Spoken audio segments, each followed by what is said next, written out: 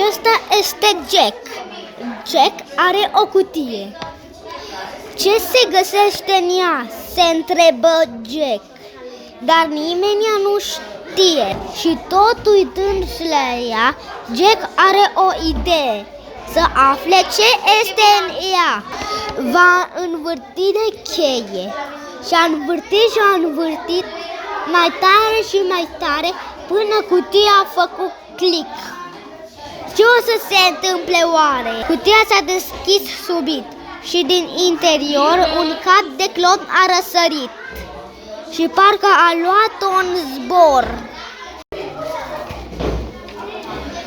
Și-a urcat și-a tot urcat, un an și o clipită. Până la urmă Jack a aflat, coloana era infinită.